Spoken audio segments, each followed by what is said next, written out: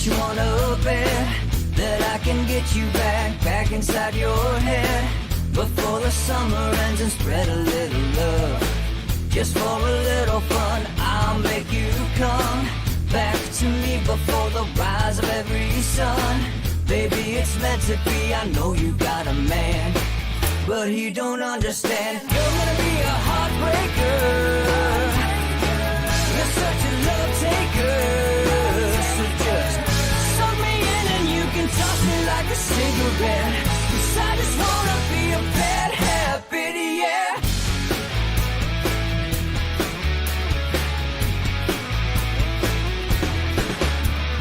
Rhythm in our love, it's impressive, excessive. You can't make this stuff up. My chest beats, it's restless, wakes the neighbors up above. Yeah, baby, come and show me love. Baby, come and show me love, because you're gonna be a heartbreaker. You're such a love taker. So just suck me in and you can toss me like a cigarette, 'cause I just wanna be a bad habit, yeah.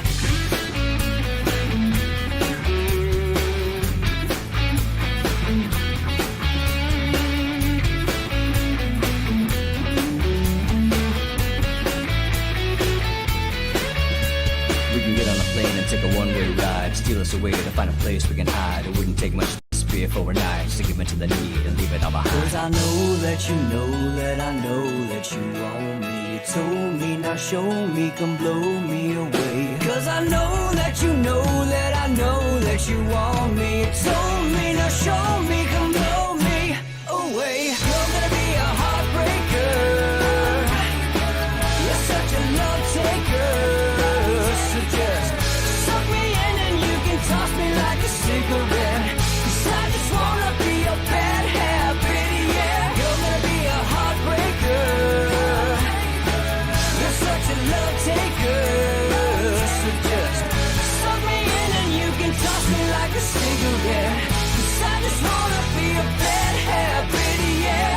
Suck me in and you can toss me like a cigarette, 'cause I just wanna be a bad habit, yeah.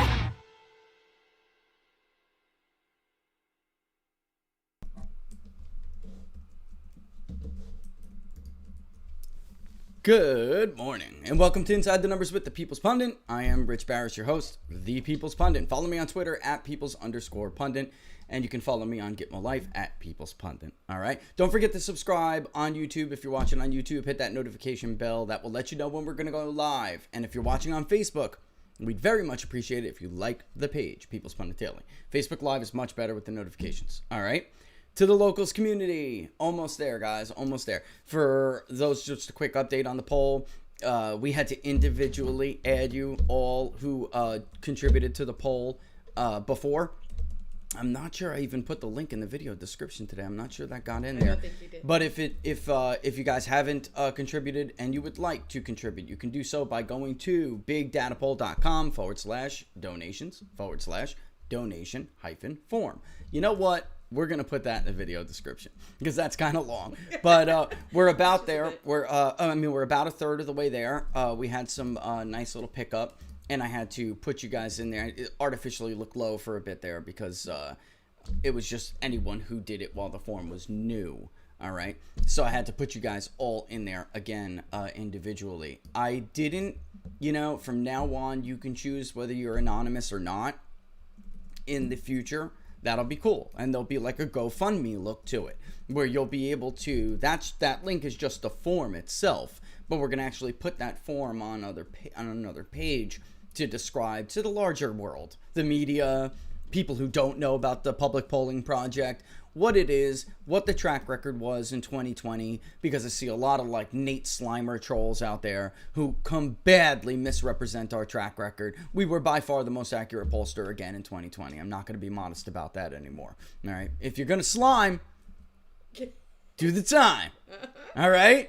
I mean, we were better than you again. We're probably always going to be better than you. So you're just going to have to learn to live with it. But don't lie about people's records. All right.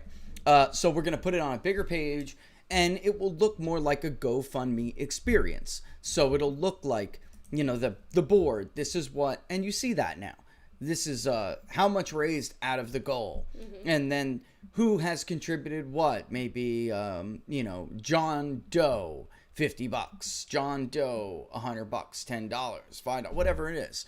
But I was thinking of putting like first name, last initial, and then maybe the state. So it's not personal identifiable information, right? And then you could choose that yourself, just like GoFundMe. You can make it anonymous if you want to make it anonymous, all right? But we're about a third of the way there. We're really just kind of waiting to... Look, if we get close, I'll just start it. Because I was talking to Robert anyway, and people do not have the money for a monthly poll. Maybe at some point, the locals community will grow to the point where it can pay for a monthly poll all by itself.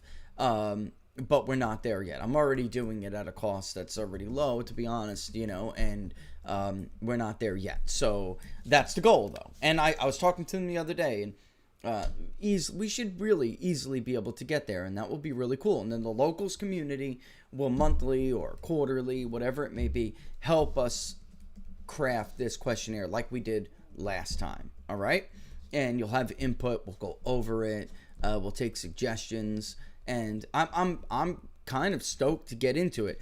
And I want to sooner rather than later. So I'll probably start it even before we hit that goal. Here's why. One, they're moving at breakneck pace. Some of these questions will be stale soon. All right. If you guys didn't see on Sunday, because we did have some of the cancel culture stuff in there, just cultural. Culture is everything. All right. We had some cultural issues in that survey. And of course, we talked about transgender. Did you see the article in the Washington Post on Sunday? Joe Biden ended the culture wars. What? Under Trump. That started under Trump. First of all, I didn't know the cancel wars the culture wars started under Donald Trump. The culture wars have been going on forever. Cancel culture really took root under Donald Trump. There's a difference. I don't think they understand the use of these terms when they use them, right? No. They don't. And they really, really don't. They like to use words to feel important. Yeah, and they feel important, and they try to hijack the words' meaning. Right, yeah, that's what, and they did that with woke, by the way. Woke is something the right had said years and years ago, leading even up to the nomination and then the election of Donald Trump, where you're like red-pilled. And once you're woke, once you're awake, you can't not see it. You can't not see what the media does. You can't not see the construct. Right? You can't, once you're awake, you're awake. Once you realize you're living in like an allegory of the cave, you're awake. All right? And you can't not see it. You've been you've been red pilled. Like Neo. Right. And they hijacked that. The word colluding. They hijacked that and made Russia collusion. That was a word that was made mostly, if you typed it in before Russia collusion on People's Pundit Daily, you would get story after story about WikiLeaks and the media colluding with the Democratic Party. That is a word alternative media use to describe the incestuous and corrupt relationship between legacy corporate media, I'm not going to call them mainstream because they are not mainstream, the legacy media and the Democratic Party, which we over here sometimes call the Demediocratic Party, because that's what they are. Really, there's just no difference. The only difference is the internal little factions that argue amongst each other, but they all have a singular goal, which is power. They want power. The media provides a handicap for the Democratic Party, and they want power. So they basically act as the opposition party when the Democratic Party needs them to, which is what they did, running a disinformation op against the American people with Russia collusion. They literally partnered with the intel community to run a disinformation campaign against the American people. This is stuff we save for like the Bashar al-Assads of the world and the Gaddafis but in any event, they turned it around and they used it on you. All right, so I want to get started because we have all of these issues that we want to talk about. HR1, I couldn't help myself because I'm listening to people's commentaries on it. HR 1, by the way, again, that is real. What is this all about? It is not about democracy. Just so people, because I got a lot of feedback from, and a lot of people want to talk about HR 1. It's more than, there's a lot with HR 1. There really is. It's not just, well, here are the 3 things we talked about before the November election. Here is how corporations and Democrats and the media banded together to change election laws, long-standing election integrity policies and laws, to make it easier for this to be a third world election, which it was, without a doubt. All right. Not only are they trying to make some of those, most of those changes permanent, but they are also trying to increase the influence that dark money and big money, really, because it comes from a lot of different areas. It will give more power to Joe Biden's Wall Street donors. It will give more power to big corporations like media outlets. Why? There will be donor limitation. There will be to get on the ballot and even compete. You will have to raise. They're trying to make everything like New York City. They're trying to make, they're trying to emulate California as far as the procedures of how we vote and some of the rules that we have seen in New York for years that allow machine politics to take hold and then protect machine politics. If you are a greenie, you better oppose HR 1. Mm-hmm. If you are a libertarian, you better, this is it. This is your fight. It's it. I don't know why. I mean, they're useless. These people are useless. They're not even strong advocates against this bill because they want to make nicey nice with the Democratic Party. If you are against two-party systems, permanent two-party systems, which actually will lead to one-party dominance, if you are against that, which basically means you are pro-self-governance, not democracy, you are pro-self-governance. You could be anti-self-governance if you support this bill. Not could be, you are. Because they will never get the money, they will never get the signatures, they will never get on the ballot. And that's the point. In case people weren't paying attention, they worked very hard to keep names off ballots before November. They didn't want you to have more than one choice. Joe Biden. If you didn't like Donald Trump, they wanted you to have one choice. Even libertarians, who people argue take votes from Republican Party candidates, I would argue that's not always true. But just in case, you will not have more than a singular choice. It will. Yeah, I don't want to call it binary because it's not. That's not what they want. So it will be binary in the beginning, but because of the procedures, you'll effectively have one choice. That's not what self-governance is all about. Okay? So, I mean, if you want to allow your ideology to mask and cloud your reason, and you're too small-minded to see what's in the greater good of republicanism, not big R Republican, small r republicanism, the principles of self-governance. If you're too small-minded to see that because you're like, you want the W in the next election cycle, then you deserve and your children deserve what's coming to you. Then you're no better than because you're not. You're really no better than the people that you claim to oppose, and your children will suffer for your selfishness.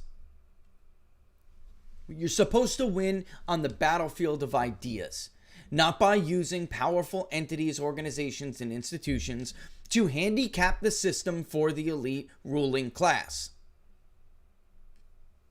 Because why? You're afraid to share your opinions at the next Tupperware party. I mean, it's sad. It's pathetic.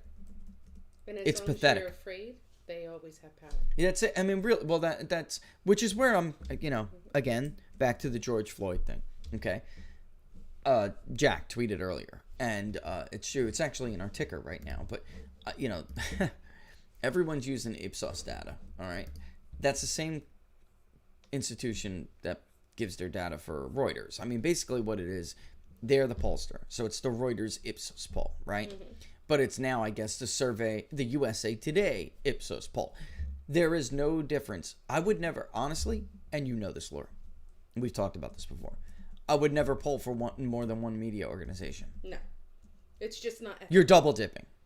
You're double dipping. I don't understand how you could poll for Reuters and then turn around a week later or days later and poll for USA Today. Not unless you are greatly spacing out your data collection periods. And I mean greatly. I'm not talking about a few weeks. You are double dipping and you know it. You are selling essentially the same product to two people and you're stuffing your pockets. You freaking know it. Anyway, mask it up and ask different questions if you'd like.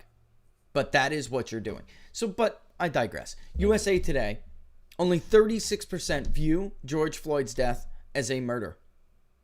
The popularity of Black Lives Matter is falling. All right? And and confidence in police is rising. Listen, as we told you when we polled for the Epoch Times, as we told Peter and Ivan and Siamak and Jasper in the newsroom, that was a fake favorability rating. BLM. During the riots, they're not protests. During the rioting and the burning of police stations, that was a bunch of white people afraid to tell a pollster that they do not like Black Lives Matter.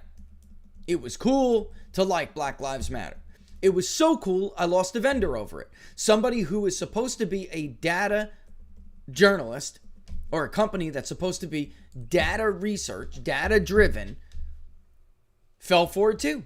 Sending out blast emails to their clients about the genocide of young black men in America that is not supported by evidence.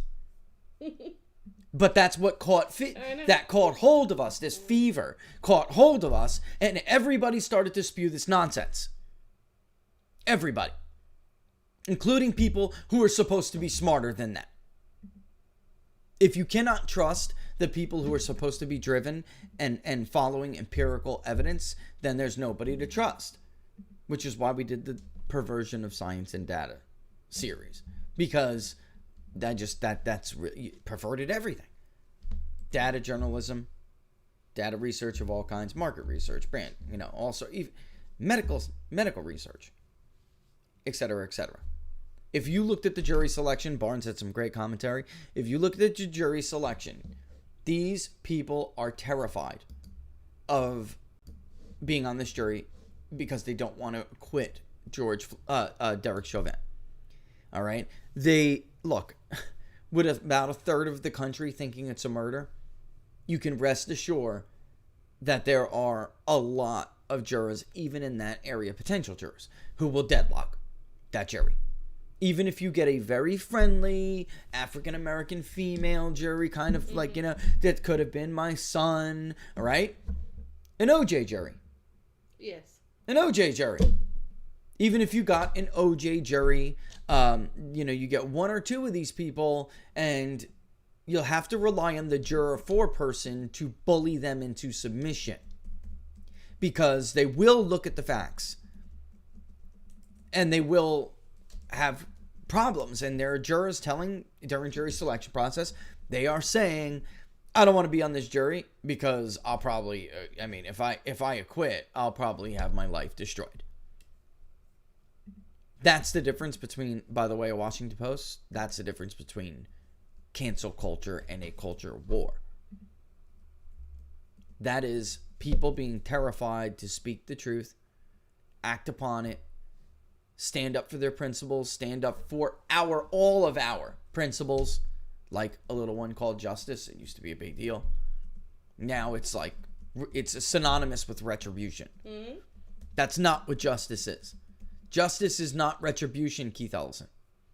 Justice is not political ambition, Keith Ellison.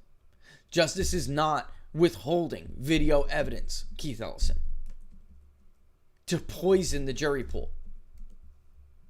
Well, people will say, well, how could he acquit? Like on Twitter before. Mm-hmm. How could he acquit? All you need to know is that Derek Chauvin's knee was on his neck. No, that's not all you need to know. All you need to know is that Keith Ellison hid a lot of video from you. Prior to that, he made every excuse in the book. He said he couldn't breathe. He was going to die before he ever put his knee on his neck. I can't go to jail because I can't put my arms around my back. I can't do this. I can't do that. He was look, anyone who has any street credibility whatsoever, the amount of fentanyl in his system could have resulted in death anyway. When I look at that, okay, as somebody who wasn't born with a silver spoon in my mouth, okay, and didn't go and climb the Ivy Tower because my daddy gave them donations or because my last name is Wallace. When I look at that, I see a guy who's BSing the police to buy time to eat the rest of the fentanyl patch. So they don't find it. Oops, I took too much. I overdosed. Yeah. That's what it looks like to me. And by the way, whether or not the jury will be able to hear this, that is his MO. That is George Floyd's MO. Whether or not Derek Chauvin knew that is kind of relevant, don't you think? I know the guy was an ass. I'm not sticking up for his history. No. I didn't like the neck. You guys know this. Come on. I didn't like the knee on the neck either. I don't like that crap. But the real, from all of these cases, do you know what the lesson is that I would take away to tell my children? Comply with the police. Do not resist the police. In all of these cases, what is the common thread?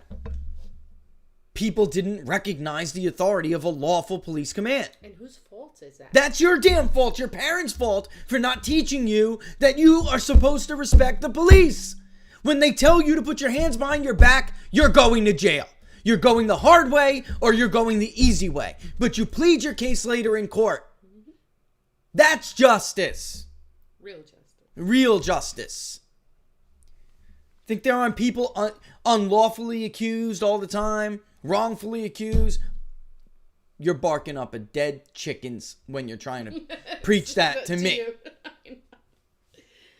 And as, look, Laura, I can't let go of the fentanyl level. And with my own history, for those of you who know, I battled opiate addiction. Hardest thing I had to do my entire life. Haven't seen him in more than almost a decade and a half. A decade and a half. It was when I got out of the army. My hip was broken. I got hurt in the army. The VA didn't know what to do with the rest us. I mean, that's just true. I don't even blame anybody but myself. You should blame yourself and know the risks. But they were the pill mills that everyone saw on the news. They didn't know what to do with us. But as somebody who knows how these drugs work, and how hard the line is blurred. Even if you're somebody who has a high tolerance, you can think, I got a high tolerance. I could eat this patch before the cop sees it. No, you maybe can't, because a lot of those are designed to be sustained release. You eat the whole damn thing, it's not. And maybe he knew, maybe he didn't. But to me, that looks like somebody who was trying to BS the cops until they couldn't see, and he could dispose of or get rid of whatever he had left on him, and he may have accidentally did himself in. By the way, I got news for you. A lot of people do a lot of crazy things with drugs to not, let the police find them. Thinking clearly, also because he was high to begin with, and the fear of going to jail, Laura. I mean, you do stupid crap because you're afraid to go to jail. I mean, that's it. But when the police give you a lawful command, you have to obey that command, period. You have to obey. And look, it's a tragedy all the way around. And I don't like police overly abusing, or it's because sometimes it's not abuse. Sometimes it's just that they're like, they overstep. They overstep. Yeah. I never understood conservatives who always talked about federal government, when it was really like state and local governments that we see in our lives every day who could also abuse their power just as easily. But that doesn't mean you don't have respect for the police when they give you a lawful command. Two things can be true, right? So you need obedience for order. You need some level of obedience in civil society for order. When a police officer who's in charge of keeping the peace tells you that you have to comply, you have to comply. Hands behind your back. Step out of the vehicle. Right? Yes. That's it. You're going, man. You're going. You're either going to go Yeah, and by the way, the guy is being filmed, Laura. Even with his history, he knows he's on cell phone candy cam. The knee to the neck thing may surprise a lot of people and may disgust a lot of people, but that doesn't take away the fact that that is a very common tactic, and nobody in the history of the Minneapolis Police Department had ever died being taken into custody with that maneuver. Being restrained like that. Restrained. I mean, granted, yes, they had a history, and of course... We don't know that. There's some evidence, though. Yeah. That's but... Rob Roberts said the same thing. Like, he believes they did. Yeah. But it's not really totally established But it yet. doesn't mean that he meant to kill him. He wasn't out for... Laura, he killed him on candid camera for everybody to see. Let's get real here. Can we put away our nonsense? Anyway. But the other cops, well, though. it's almost 11:29. We'll get back into in a little bit. You know how I do want to tell people, though, where I'm going with this. We have a guest on today. For those of you who have never seen his show, all right, you're missing out, okay? And I'm going to bring him on here in a second, but I forgot to put that. There it is. Listen, for years, some of this stuff was like a joke, right? We thought like it was you never really thought that it would go this far, and then it really tells you how far we've come. All right. Hold on, let me see if I can get this up here before we bring him on. I want to show this because it was 10 years ago. Yes. Right? Okay. It was like it was Nostradamus. Yeah, it was like this was like a Nostradamus. All right, and there it is. Oh my goodness, I'm gonna have it. All right. So let me bring him on because let me add him. And I'm gonna show it first this way. All right, and I'm gonna show it first this way. I can give him a little bit of an intro here. All right, so when I tell you guys again that some of this stuff was like a joke between us, I would come on a show, and some of you watch every Saturday the Don Smith Show. I'm on at 12:30. We do a weekly recap. If you haven't seen it, then you're missing out for sure. But bottom line is, this was 10 years ago. We would joke about this. And Don, they should give him royalties for this. They should. All right, let me just get to where I'm talking about, and then I'll bring him on and we'll talk about it. Okay, here, hold on. You guys can listen while I do this. Hey, Don Smith here, and I'd like to tell you about an exciting new product from Hasbro. If you're like me, you grew up playing with toys like G.I. Joe and Stretch Armstrong. Of course, girls had the choice of Strawberry Shortcake, Cabbage Patch, and Barbie. But what we didn't know back then was that these gender-specific dolls were wreaking havoc on our young, growing minds. Well, my friends, finally there's a responsible toy maker trying to set the record straight. It's my pleasure to present the new It Potato Head. It Potato Head is guaranteed to make your children succumb to the politically correct view that chromosomes no longer matter. It Potato Head includes anatomically correct organs that your children can mix and match based on how they identify on a particular day. Dress It Potato Head up as an Olympic decathlon champion one day and an Olympic decathlon champion in a dress the very next. The possibilities are now endless thanks to Hasbro. So get your It Potato Head today and show those homophobes that you're not afraid to celebrate deviant behavior. Get your It Potato Head today and teach your children that they too can be a freak. It Potato Head comes with all the accessories needed to really get freaky. Olympic gold medals sold separately.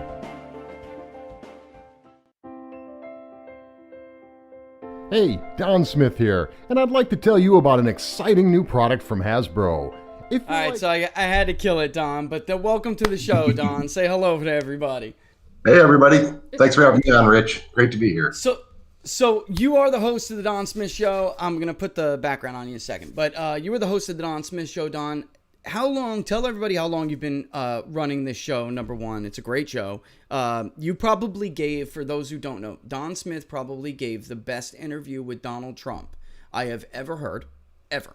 Right, Laura? Yes.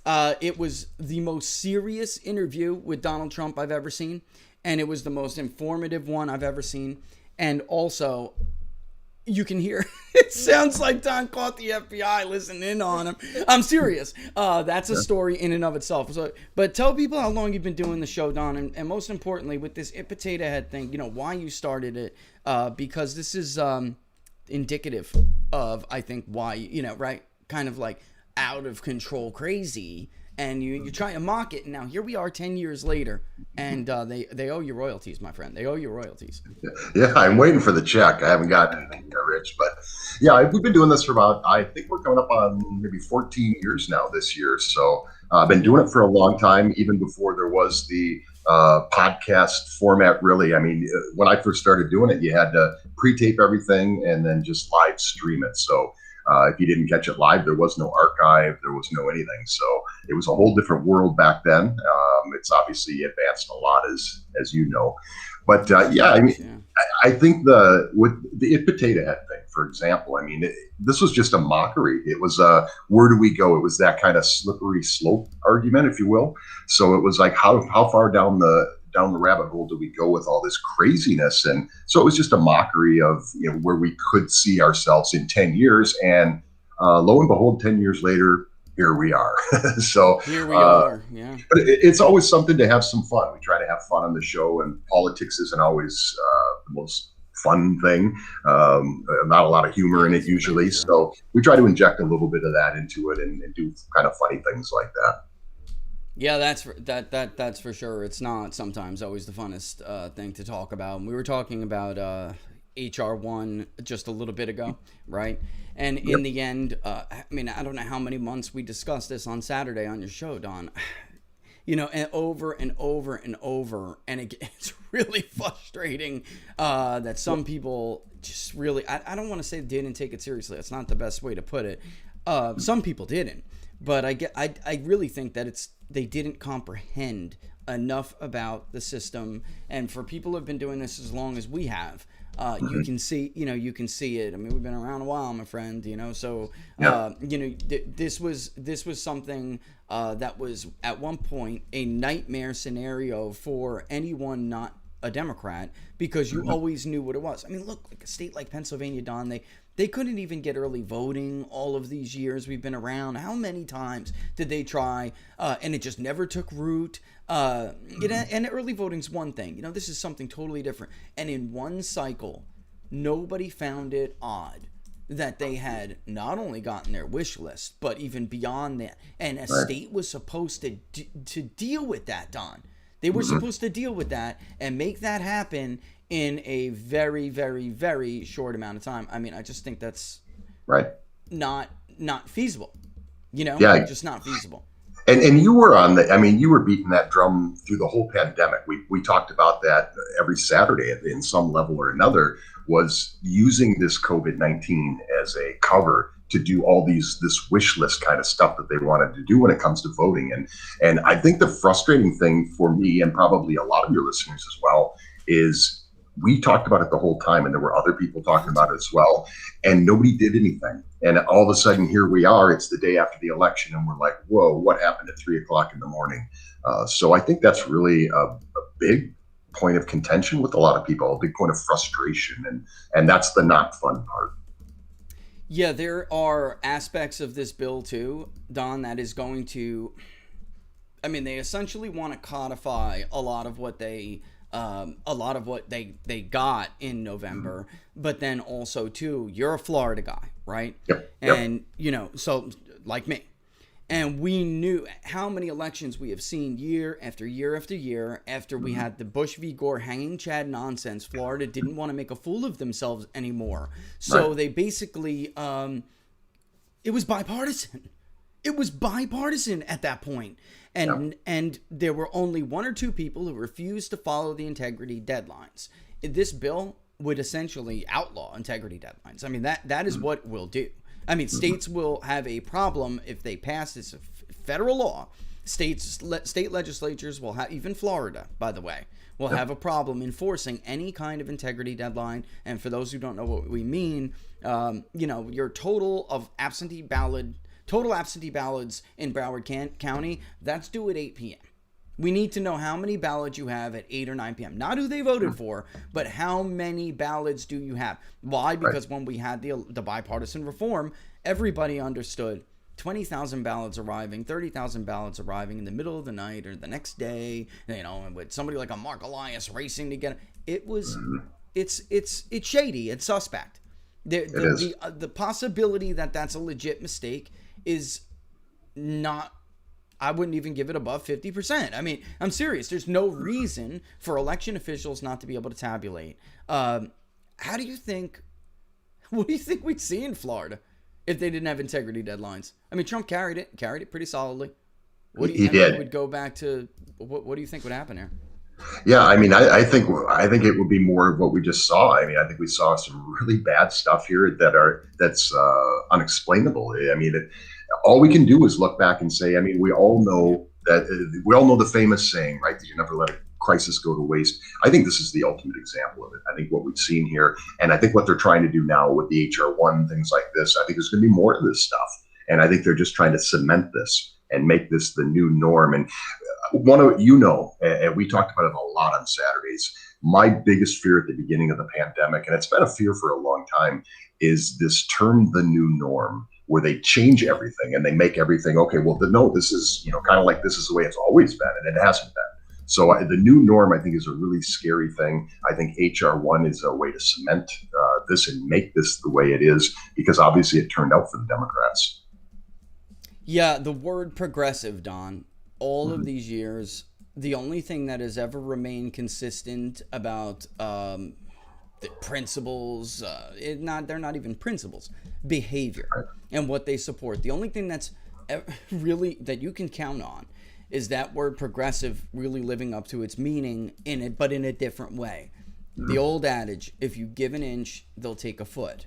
And then they do. And if you cave or concede on the tiniest little thing, it's never temporary. An expansion of government authority, a change in or damage to the norm of an institution, it's never temporary. That's never true.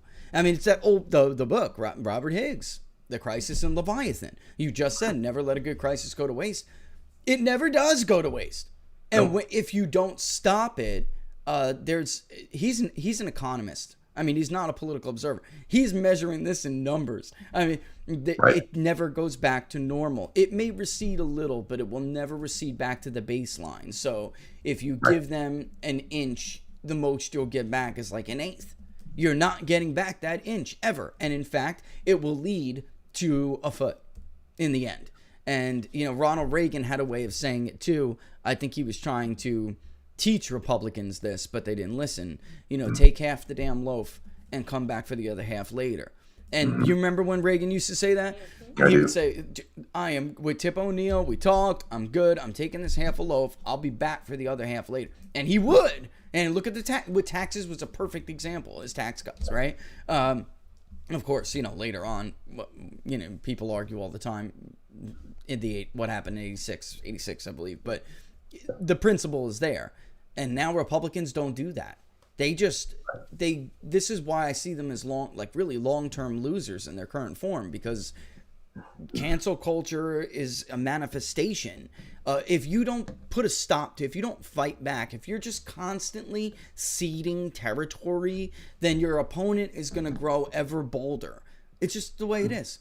That's why the French and Germans constantly fought over Alsace-Lorraine. They understood it, and they didn't want it. Was a piece of crap territory, worth nothing, right? But they knew they couldn't give it up. Yeah, they knew they couldn't give it up. More than 10 years you've been doing this, Don. What's the worst or most grievous example you think of this? I mean, the potato head thing came around as a joke because of where, I don't even remember what was specifically in the news, but all these years later, what do you think what's the worst you can recall, and where do you think it ends, my friend? And there's just so many examples. The potato head, for example, what that was going on when the Bruce Jenner thing was going on. Yeah, that's right. I think the worst thing about all of this, and it's where I refuse to participate, if you will, is we're supposed to participate in this. I'm supposed to believe that Bruce Jenner is a woman. I'm supposed to believe that Bruce Jenner looks stunning in a dress, and I don't. And I refuse to participate. And that's nothing against anybody in the LGBTQ community or Bruce Jenner himself, but I'm just not going to participate in that, because I think that's that diminishes me and my values and my ability to have freedoms of thought and what I believe in. So I think there are just so many examples that we could cover where this is just out of control, and it gets worse every day. I mean, look what's going on with the cancel culture. This is, you can't say anything and boom, you're instantly canceled. But what really bothers me is it's like you look at the Betsy Ross flag. So this is something that's been celebrated in our country since the founding of our country. President Barack Obama, former president, had those flags behind him at his second inauguration. Every other flag was a Betsy Ross flag. It took one tweet from Colin Kaepernick to call it a racist flag, and then everybody always knew it was racism. No, they didn't. No, they didn't know. They didn't know it until forever. Yeah. No, they didn't know it until 3 minutes ago when Colin Kaepernick tweeted it out. Then you knew it, and you always knew it. So that's the 1984 kind of thing. That's the whole change your premise every day. It's a different foundation and a different history. And so anytime they change history is really what bothers me. And that would be one example of it. But anytime they change history or they make young people believe that it's always been this way. Everybody always knew Pepe Le Pew was a rapist, and it's come on. Where does it end? Oh, that's that's one of the latest. Yeah, that's one of the latest. Pepe's on the chopping block. He's on the block, Don. I got news for you. I got news for everyone. Pepe Le Pew is one of the reasons why I wanted to learn French. I'm not even kidding. I remember when I was a kid, I was like, this guy's got it going on. I mean, yeah, he was crazy, but I was intrigued by the language itself. I always thought, well, that would be a cool language to learn. And in fact, I grew, what was the first language I learned? He actually wrote me a love note in French. Absolutely. In high school. Absolutely. I was trying to Pepe her up, and and there was nothing, nothing wrong. That didn't turn me into some kind of rapist. I mean, this is crazy. This is crazy. But this is what you were saying is what has always bothered me. Look, I have never thought that the gay marriage, the LGBTQ issues, I never thought that was a hill to die on. Personally, I just have too many people in my life. I've always had too many people in my life who have been out of the closet for years. I mean, so it never turned into my hill to die, but it did bother me that, like it's because it's not about it's about taking your truth, right? It's about taking what you believe to know is not relatively true. It is always true, which is, gender, chromosomes. I mean, this is not something that really is up for debate for me. You're not taking that away from me is where I'm going with this, and you were born a boy. You were born a girl, then that is your gender, and I don't understand why you have to force me to acknowledge that whatever, do you? I don't care. I don't care personally, but it's the fact that you're trying to force me to recognize something that, so I have to, I have to like swallow your truth. I have to replace my own with yours. That's not okay to me because it will never end there, Don. They use that. That's an example because everyone's afraid you're going to hurt someone's feelings. And they use that as an example because they don't want, you're just a mean person and you can't respect this person's lifestyle. Or that's the way it is for now. Tomorrow it'll be another issue. Yep. Tomorrow it'll be a different issue that has nothing to do about feelings. It has everything to do with whether or not I abide by your philosophy of some sort. I mean, it will never end. It will never ever end. And I don't care about your lifestyle personally. And like I said, you do you. But don't force me to recognize something that I know is an absolute truth. Well, look what they're doing. A gender is an absolute truth, Don. Mm-hmm. You can't change. I mean, if we have no absolute truths, we have nothing. We're a rudderless ship. I think the real danger here is the fact that you're not allowed, like you said, you're not allowed to have your own truth. So the point is even if you say, okay, listen, you do you believe whatever you want to believe, that's not good enough. You have to participate. You have to say, I see Bruce Jenner as a woman and looks fabulous in a dress. And I don't think that. So not that, what, I like Bruce Jenner. I grew up watching Bruce Jenner in the Olympics. I saw him win the gold medal. That was the reference at the end of the It Potato Head, gold medal sold separately.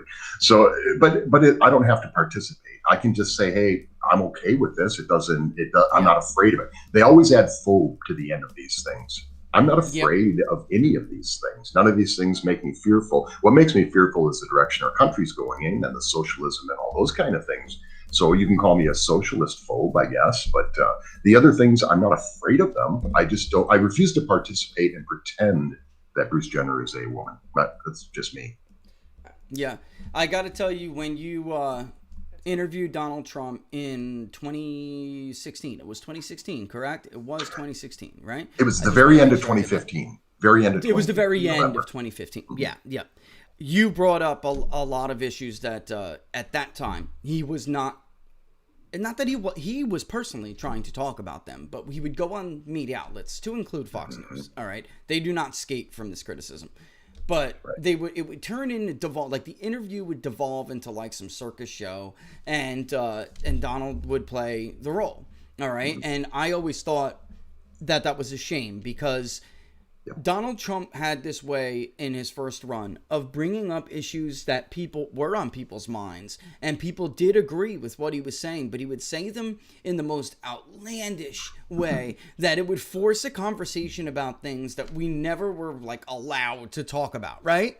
Yep. So that was what was an interesting like phenomenon with the campaign, the first campaign of Donald Trump. Maybe the mosque thing, right?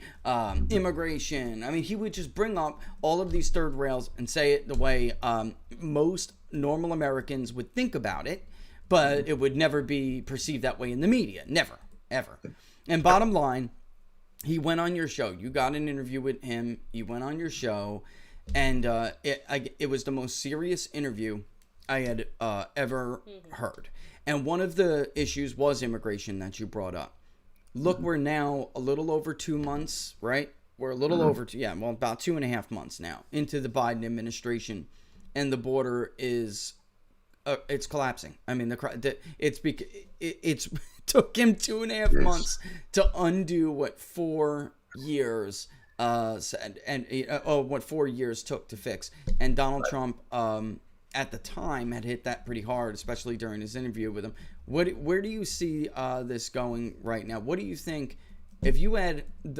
I guess what I'm saying is, where do you see Trump's role here moving forward? If you were Donald Trump, wouldn't you just repeatedly, Laura and I were talking about this morning, wouldn't you really just repeatedly, every chance you get, turn to the American people and say, I told you so? Every chance you got. Would you not do that incessantly? What do you think the right move is for him? Like, Yeah, it's a tough time because obviously 4 years, I mean, TDS is a very real thing. And we go on social media. I mean, these people are crazy. I heard this morning, his chief of staff make the comment that they inherited a real mess at the border, and people aren't buying that. And I think even people on the left, the Biden voters, I don't even think they're buying that. So I think his role is, he is the leader of the Republican Party until there is another nominee in 24. He's the guy. So I think his role needs to be somehow, got to tread a little lightly, and hoping that Donald Trump does that is obviously probably not very realistic, because it's just not who he is. That's why he became president, and it's what I loved about him. So, but I think he needs to somehow unite the Republican Party, because there is a lot of division in it, and I think. But he can do that by talking about what he did for 4 years. The guy accomplished a lot of things.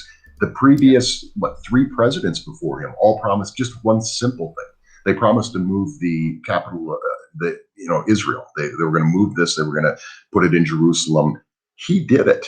I mean, he just did it. Boom. It was like it was no big deal, and it wasn't a big deal. And I think the American people see things like that. Pulling us out of TPP. He promised to do that on my show, and it was one of the very first things he did. Yes, and he did. I think if people really read the TPP and knew what was in there and what the burden is on America compared to, for example, China, who the only thing they committed to was 10 years, they're going to double their CO2 output, which it's huge already. It's way bigger than ours. And then they'll look at it and they'll decide if maybe they'll start setting limits. We have to go down 18% of our emissions in that time. Well, what do you think that means? That means businesses are going to have to leave. They're going to have to leave. And geez, where can they go? Well, they can go to China because they don't have any restrictions or goals to meet. So I think the role for President Trump is to try to bring us together. I think support real candidates, which I see that's kind of the direction he seems to be going. But I think this is pretty hard on him. I think he took this hard. I took it hard. I'm still not over it either, so I get it. But I think it was a tough time for him, and I'd love to see him stand up and talk about the things he did and why the American people benefited from it. No greater example than what's going on at the border, and just show the contrast. They did not inherit that. They inherited a actually fairly under control situation, probably for the first presidency, incoming presidency ever, probably the best situation that they've ever come into. So there was no inheriting of a mess. There was no, they have to drive us out of the ditch. They have all these talking points that, of course, they're going to keep throwing around there. But I think he needs to get out in front of the American people. And I think he needs to not go away and bring us together and set us up for 2022 and 2024. Yeah, I mean, they can keep spewing those talking points, but we had just, I remember we were crafting the Michigan survey, and I needed terminology too, and the Arizona too. It was during the election 2020 public polling project we did, and I needed the specific terms that were the correct terms to put into the question to make sure the question was tailored correctly. And when we were going on to the Customs and Border Patrol site, first of all, there was more of the wall built than I thought. That's number one. I mean, I really thought that they were BSing on that. There was an interactive graph and map that you could watch. I had no idea until this is a failure of their messaging though at the former White House, because even me, I'm a junkie. I'm a political junkie, right? I had no idea that map was there, and you could click on that section of the wall, zoom in, and actually see it. It was cool. I mean, it was really. I was a nerd. I was like, "Whoa, this is awesome! How they do this with the JavaScript?" Because I love, me and my graphics, right? I'm like, Lord, we gotta mimic this. This is so cool. Could you imagine if you could click on a precinct and zoom in and get the details? It was neat. But in any event, I also saw the other stats, apprehensions at detainment facilities, like where they surrendered themselves or whatever, at crossing. The name is slipping from me right now, but they're actually the place where you're supposed to go.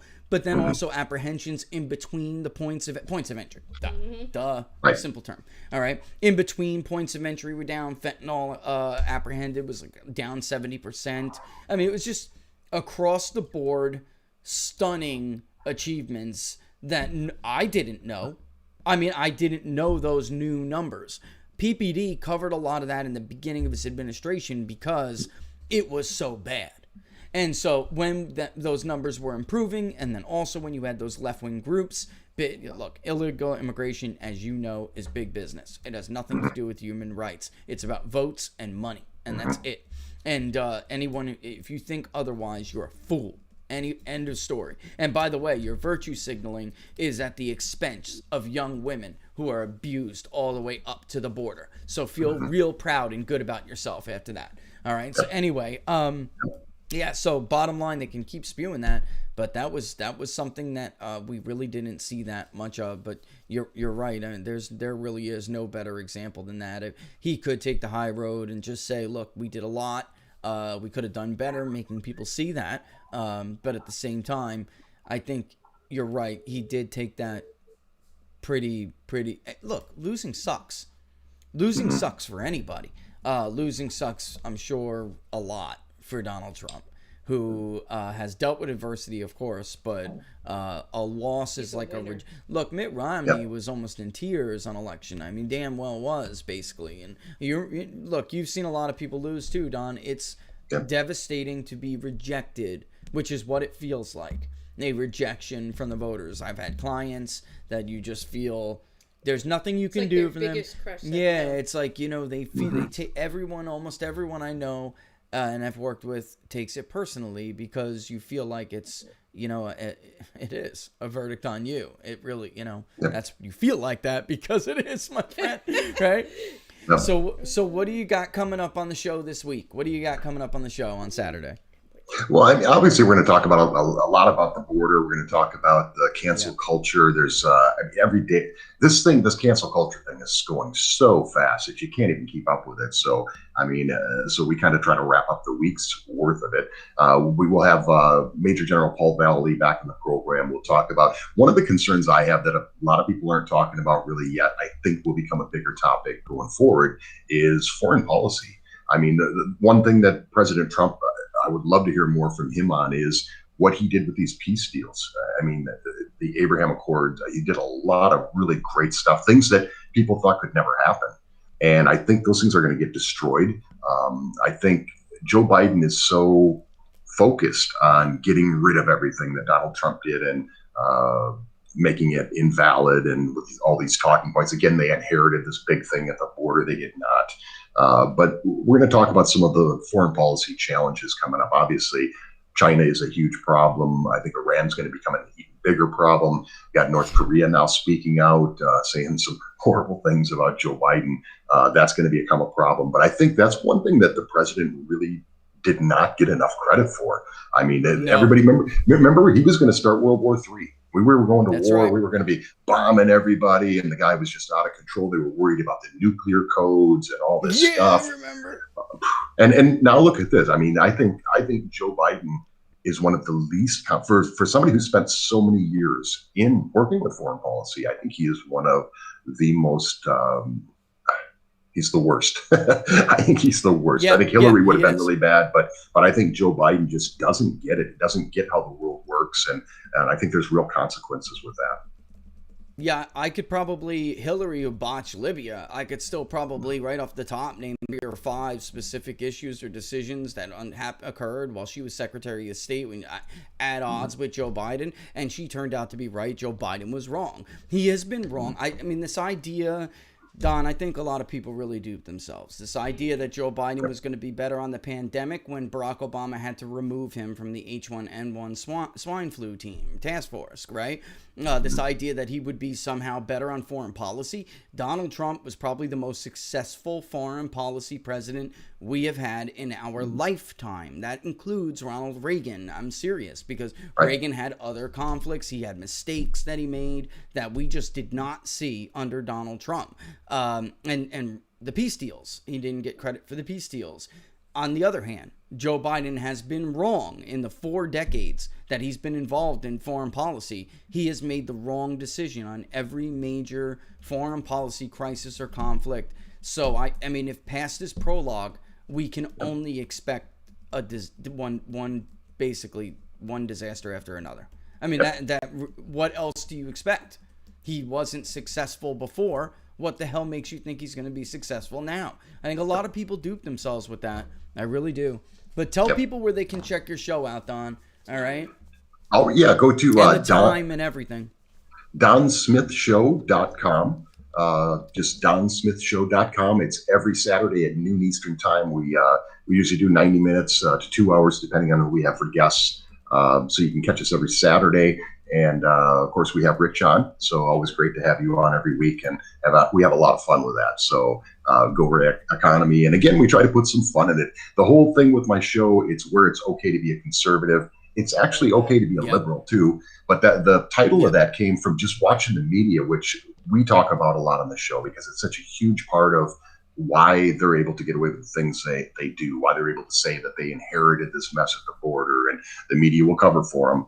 But it's okay to be a conservative because you watch media today and it's not. It's like you're one of the phobes. Pick a label and throw phobe at the end of it, and that's what you are. So I think that's really, that's a horrible part of what's going on in society today is people are made to feel bad for having the views that they have. And like we've been talking about a couple of those different things here today. So those are the kind of things we focus on. Big focus on the media because they play such a huge role in the Democratic Party, and I think it's great that we have formats now that we can go out and nobody can shut us down, nobody can tell us what we have to say, and that's what this is all about. So every Saturday noon Eastern time, you can go to Don Smith Show and check it out there on Twitter. I'm at Don Smith Show 2. Which is my third account. They don't seem to like my opinions. So maybe you guys will like it. And if you want to, come check it out. Yeah, guys, I wanted to have Don on today. Check out the show when we were talking about, culture wars and cancel culture, because, his show's been running for years. The It thing is a joke, but it's really indicative of Don's ability to be ahead of what's coming down the pike. And, even the slogan, Don, said it all. Really, you caught the beginning of it. It's okay to be a conservative, because it was not. And it was going to get worse as time went on. And by the way, he's brilliant comms guy, which is how you do that show so well. You got a flair for comms, so communications. It certainly helps, my friend. It really does. So yeah, check it out, guys, at noon. Don, come back, my friend. We should do this again. It was a nice talk. Anytime, would love to. Hi, Laura. All right. Hi, Don. Tell Rick I said hello. All the All best, right, my will friend. do. See you on Saturday, okay? All right, thanks, Rich. All right, bye-bye. You guys, if you don't listen to the Don Smith Show, it's 2 hours on Saturday at noon Eastern Standard Time. You can go to donsmithshow.com. I tweet it out every week. We do a weekly recap. You got to check it out, because I got to tell you, it's just a fantastic show. It really is. It's funny, but it's also Serious. Yeah, because look, I can't believe it's been that long already, but the Potato Head thing, I remember when he first played it, and I remember rolling around laughing. But also, it's like, this is what he does. Like, it's a joke, but it's not. Yeah. Because this will probably happen soon. This will probably be in a Hasbro shelf on Walmart near you real soon. But Pepe's got to go on the chopping block. But I know that people are, with the doctor thing, are going back and forth on it. But the bottom line is, Speedy Gonzalez too. Speedy is Gonzalez it really? For, I think would they say stereotyping? He's from Mexico. What are you talking about? Those things are supposed. This is what's so stupid about some of this cancel culture stuff, Laura. Some of these things that are being targeted are actually icons that are meant to give praise to new sectors of the country. It's not just Hispanics who have dealt with it. Native Americans, Italian Americans have had their what's the word I'm looking for? Their caricatures, they're everybody has. Irish Americans, look at the dog with the cop hat, he's got the whistle. That's an Irish inner city Democratic machine, Irish government job mock, and that's okay, But I'm saying, is Speedy Gonzalez from Mexico not supposed to have a Mexican accent? Well, I'm offended by the weasels and Roger Rabbit. Oh, the weasel. Yeah. Come on. Of course they're making fun of the mob. That's okay. Italians. And those little quibs were actually in jest, but were ways of letting those groups know you're now a part of the American experience. You are, That's what's so dumb about this whole entire this situation. whole thing. The same thing with the not the Redskins, the other ones. The Indian Chiefs. Yeah, one of them was actually supposed to be for accolades, to give. Oh yeah, no, ridiculous. Washington not the Redskins. Yes, it's the Redskins. Yeah, because it was an honor to be so that, stupid. but now so stupid. Really. All right. When we come back, we will talk a little bit more about some of this stuff. I want to read to you a little bit about what we found, because what can you expect from this George Floyd trial, and what can we expect from the outcome? I want to try to help you understand how jurors make decisions, and we have done a lot of survey research on this. I'm going to share some of that with you when we come back. All right, so hang tight. That I can get you back inside your head before the summer ends, and spread a little love. Just for a little fun, I'll make you come back to me before the rise of every sun. Baby, it's meant to be. I know you got a man, but he don't understand. You're gonna be a heartbreaker. Yeah, I love it. You touch me like a cigarette, 'cause I just wanna be a bad habit, yeah.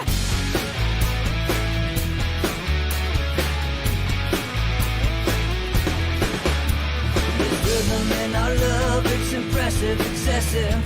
You can't make this stuff up. My chest beats, it's restless, wakes the neighbors up above. Yeah, baby, come and show me love. Baby, come and show me love. Because you're gonna be a heartbreaker. You're such a love taker. So just suck me in and you can toss me like a cigarette. 'Cause I just wanna be a bad habit, yeah.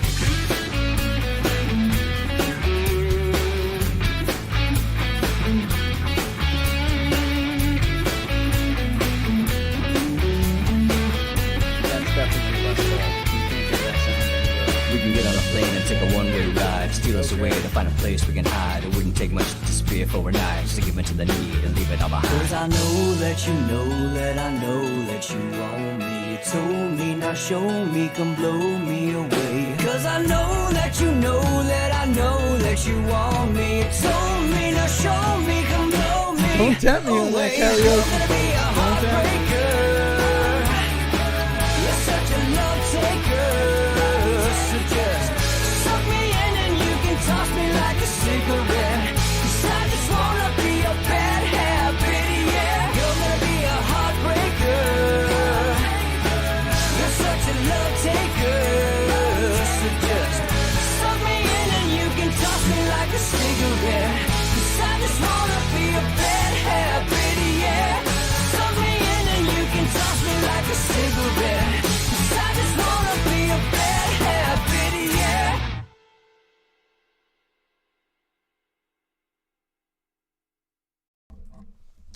Yeah, the Vladimir Putin thing. Yeah, That's a real hot mic. Yep. Could you imagine? Let's play the Imagine If game. I know. If Trump turned around Oh and said, my. oh man, and then the collusion on top of forget yeah. it. He'd be an espionage. Yeah, SBO. It'd be a Tom Clancy novel Yes. all over again. I mean, that's what it was. It was a ton. That was that whole Russian collusion thing had as much truth to it as a as a novel. It was a fiction. It was fiction. I mean, I'm the Dalai Lama too. Yeah, you're the Dalai Lama. Come on. So in any event, you're back with Inside the Numbers with the People's Pundit. I am your host, Rich Barris, the People's Pundit. Don't forget to subscribe on YouTube. Hit that notification bell. That'll let you know when we're gonna go live. And if you watch on Facebook, to like the page, People's Pundit Daily, we'd very much appreciate it. All right, so we're back. You can follow me on Twitter at Peoples_Pundit and on Gitmo Life for Laura at People's Pundit. All right, and yeah, Laura is still in Twitter prison. This is it's just outrageous. So is PPD. Oh, So is PPD. They're never going to let PPD out of Twitter prison because they never had a good reason to put it in there to begin with. All we ever did was give you accurate information. We have never been fact-checked, ever. In fact, Google News, whom we are a publisher, all right, gave us the go-ahead to use schema, which is microdata in the website when you do a fact check. So when you look up for a fact check, People's Pundit Daily would come up with their fact checks. That's how ridiculous this has become. But it is what it is, folks. It's the era we live in, right? That all started post-2016. The real sin was that we had a more accurate polling operation and a more accurate election projection model. That was the real sin, because that in fact is when they started to target us. And hat tip to James O'Keefe, who got the proof. He had a Google whistleblower, and if you guys didn't see that in the documents, there we are. Boom, right there. So there was no reason for it. They didn't cite any reason, any false story, inaccurate information at all. We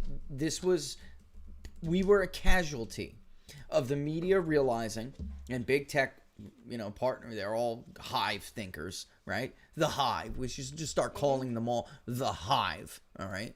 Which I now see people like Glenn Greenwald using terms like the Hive, right? It's about time. It's about time. This is what it is. It's a hive mind.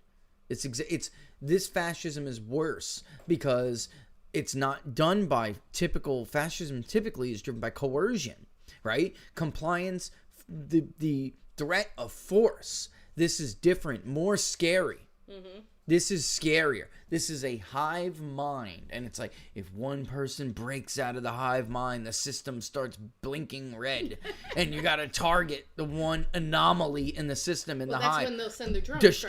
Destroy. Right. It's just crazy stuff. Mm-hmm. All right. But yeah, they realized, the hive realized that Hillary lost because they didn't have control over information. And too many people got too much information. And that is why Julian Assange will never get out of jail. He will die behind bars if this keeps up. With Trump and that is a, well, yeah, I mean, the others still could have kept him, but the U.S. obviously is one of the greatest threats to him, and Trump could have absolutely have fixed that.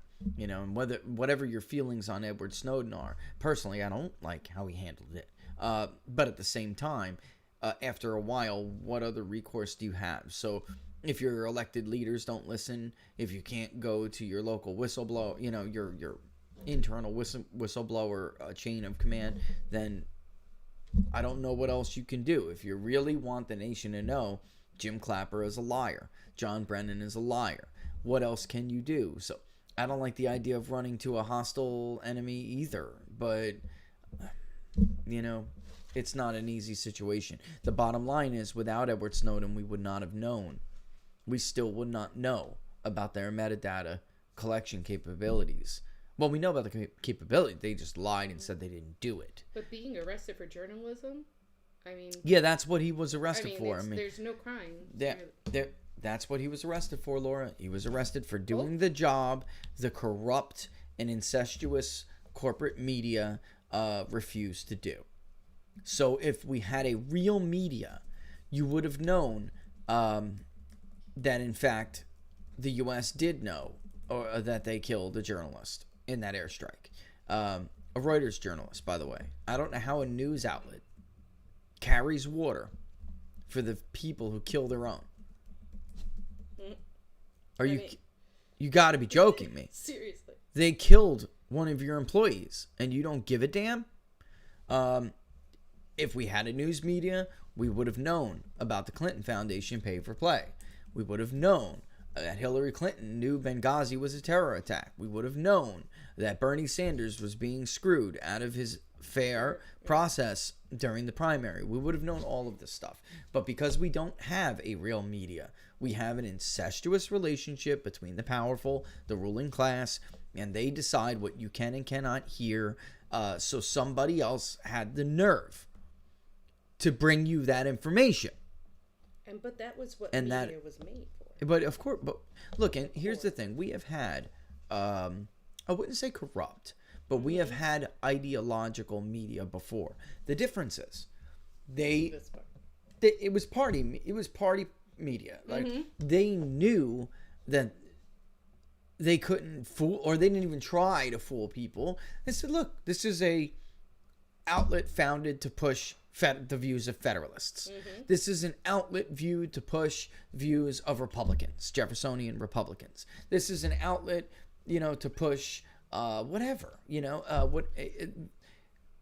everybody knew treason of the Senate was propaganda to push for the 17th Amendment. It wasn't like pretend yellow journalism, the era of yellow journalism. People understood that those people had a point of view and they were actively attempting to push the point of view. The difference now is that they masquerade as objective and they are not, right? So the AP right now is masquerading as a news organization that all of a sudden is finding out all these things about Andrew Cuomo. That is a lie. They knew from day one. They knew it since the rest of us have been pushing it all over social media. They knew he was covering for COVID deaths. They knew he was trying to cover up how the decision was made to infect nursing homes and kill old people. I think he specifically did it to raise his numbers and fund his state. I mean, listen, I'm a cynic. I will put past nobody. I will put nothing past nobody. Once you realize who these people are, There's like nothing you could put past them. I'm folks. saying he actually spread the delirium about it by doing what he did. There's no doubt they purposely. used COVID fear for political gain. There's no doubt. So, I hate to say it, but the higher the death count, the better. A Biden advisor, his last name is Klain. He now works for. All right, he was actively touting how many dead people there would be before November. Like he was hoping, and in his words, a couple 100,000 body bags will help us. Like, so they were. Are you telling me you didn't mean that the way it sounded? Like, and what I'm talking about is a comment he gave to Fox News, which Fox News tried to, by the way, hide. Yeah, to cover it a up. Biden advisor. It was Klain. All right, and he said Klein. I'm sorry, and he said,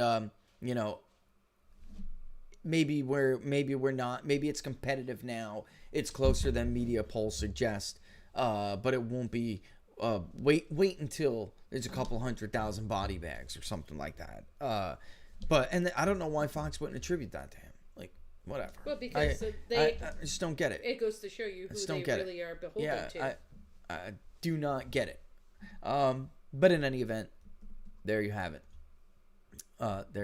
So, yeah, real quick, just to give everybody an update, because it's Wednesday. So the next time we'll be able to is Friday. Then I want to get into the jury research. Let's take a look at where we are on this. It was last time I looked at it. It was. But don't forget, you wanted to bring up that whole entire thing about Buffalo, New York, and whatnot. Oh yeah. Listen, let me just say that real quick. Okay. Because I already did a show on it, but, but somebody had asked a very in-depth comment on locals. Jim. It was Jim. All right, asking about some of the differences in voting results by county in counties with similar demographics. I would tell Jim, if you want a lot more detailed answer on this, go back to when I think it was anomalies was like in the title, like election anomalies. We looked at Iowa and Wisconsin, which, for people who don't realize this, Wisconsin looks more like Iowa than it does like Michigan and Pennsylvania, even though we often group them into the same category, which is why it's so difficult to poll, by the way. The only relationship that you can find is the vote by mail. So if you have neighboring counties on like bordering states where the demographics are extremely similar, and you recognize, and even in non-swing states like New York, like you brought up, and Tennessee, the only difference is that the state that was more pro-Biden had a higher vote by mail. More, not turnout. And this is what people, they don't make this distinction, which is why so many hacks in this business get away with their BS. We're not talking about turnout numbers. We're talking about counties with almost identical demographics that voted almost inexplicably different from each other. And the only difference is the participation process, not the voting, not the turnout. Similar turnout, similar demographics, similar geographically, racially, gender, you name it, down the list, income, education, you name it. The only difference is vote by mail, Jim. If that county had a higher participation of vote by mail, then they voted more favorably for Joe Biden. All right? And we went through this we used Iowa and Wisconsin, but you can see it in other states that are not battleground states. You can see it in the South, in red states like Kentucky and Tennessee.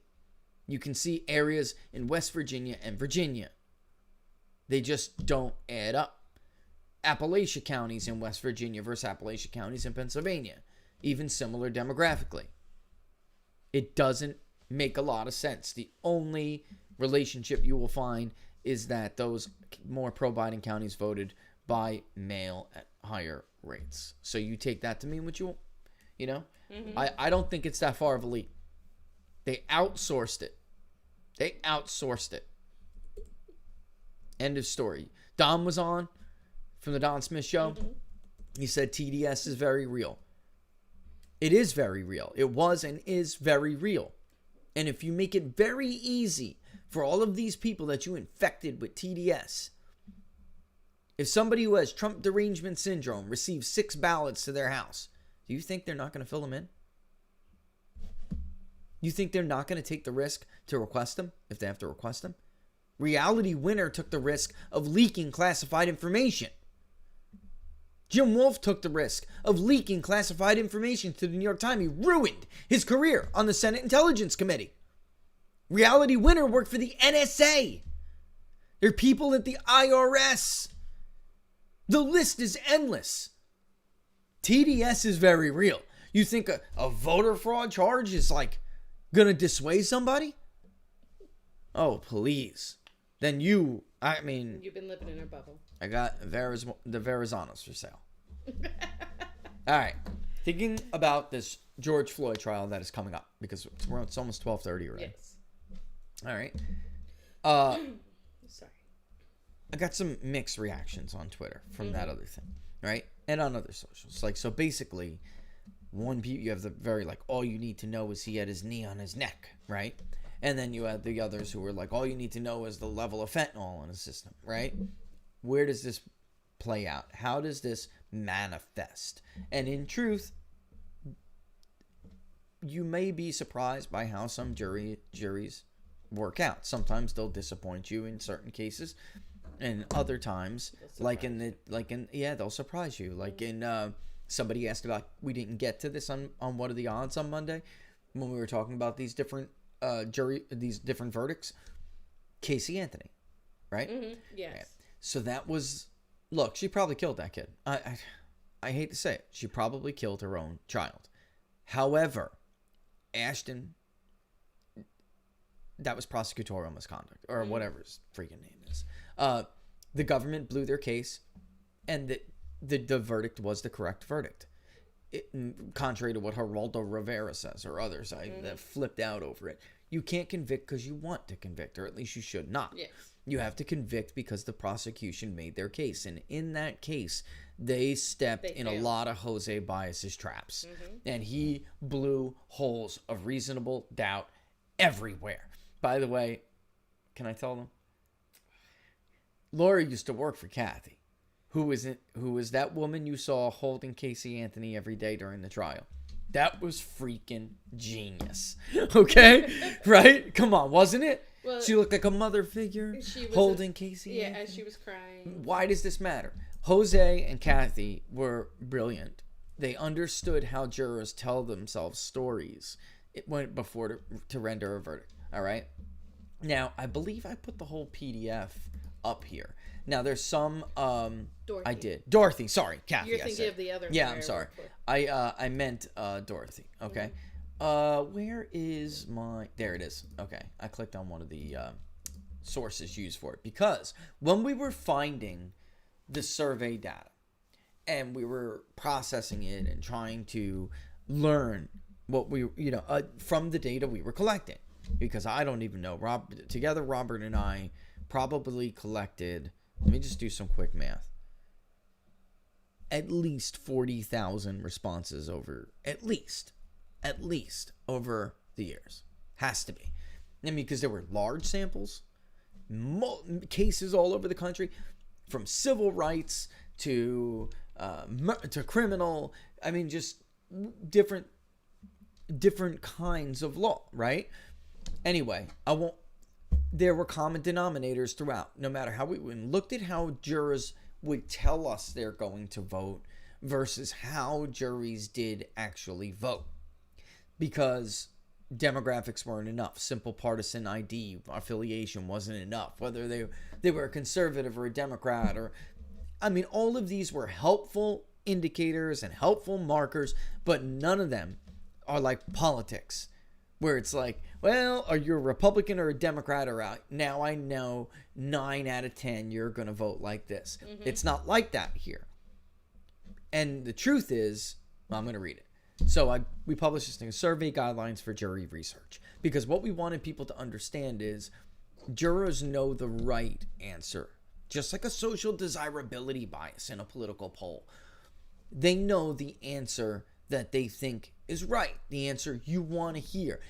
you give me a scenario. How am I supposed to vote on this? What is supposed to be my vote for the verdict? However, when the actual trial plays out, something happens.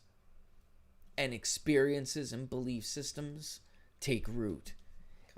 Yes. All right. So anyway, step 1, understanding the ABCs.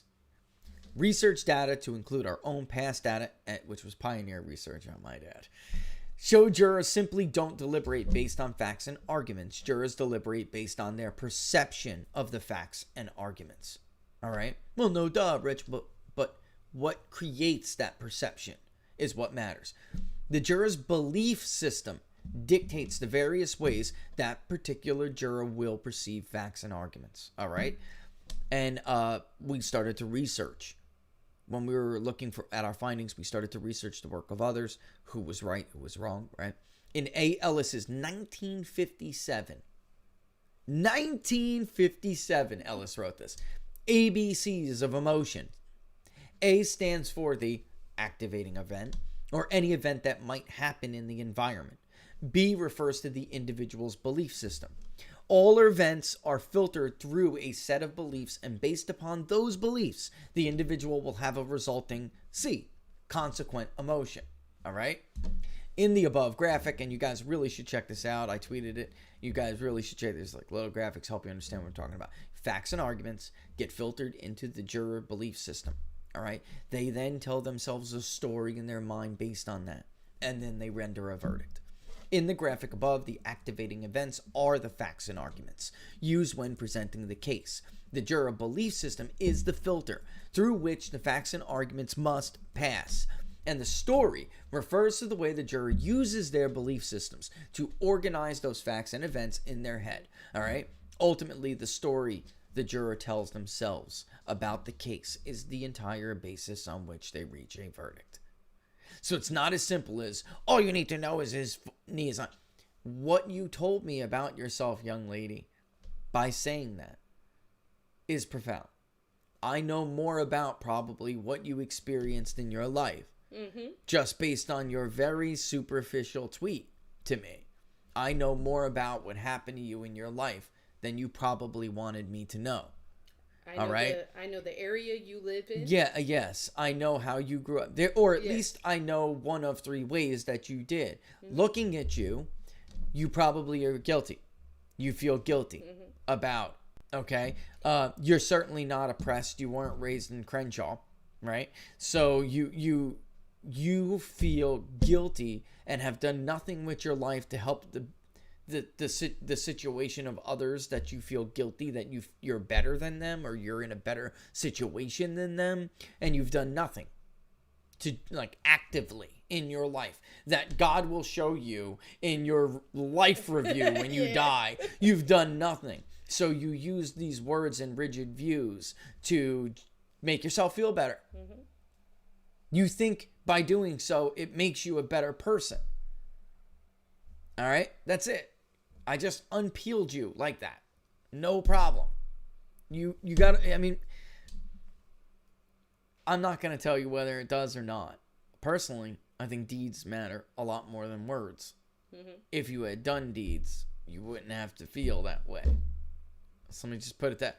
All right, but you, by what, that one person alone, it tells me a lot. Just one statement tells me a lot. All right, so questions for building juror profiles when you're doing these things. So when a lawyer is asking jurors questions like we're seeing them asked now in the George Floyd case, questions that these lawyers should be tailoring to build juror profiles should be designed to identify those belief systems. Forget about what they answer.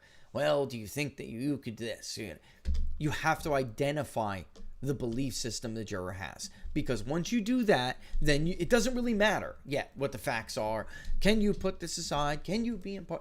That's irrelevant. What is the juror's belief system? And you need to obviously know the different belief systems in order to know what to do with that information. Okay?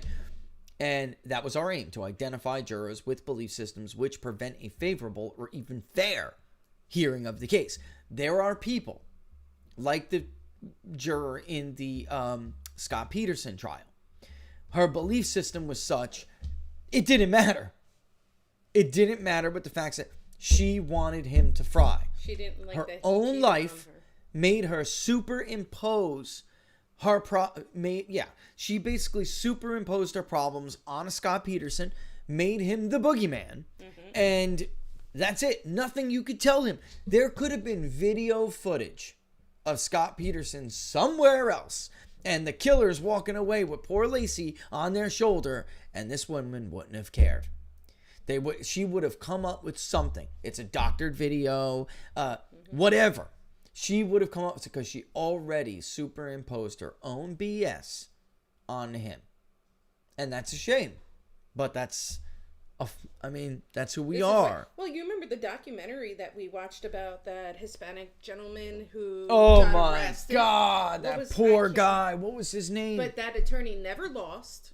The AG never lost. Yep. And so she refused. She put him in a box. Yeah. She put him in a box. These are the guys I don't let go. Ever, ever, ever. Mm-hmm. Listen, Larry, what was his name? The comedian. He does Bernie Sanders. Oh. Larry, I'll look it up. Come on, look it up. He was doing that old show he had on HBO back in the day. That show he had. Larry David. Yeah, what was the show he had on HBO? HBO. The guy gets accused of murder, okay? He claims he's at a ball game with his daughter, all right? He gets a defense attorney who's widely known in LA because he was at a Dodger. He claims he was at a Dodger game.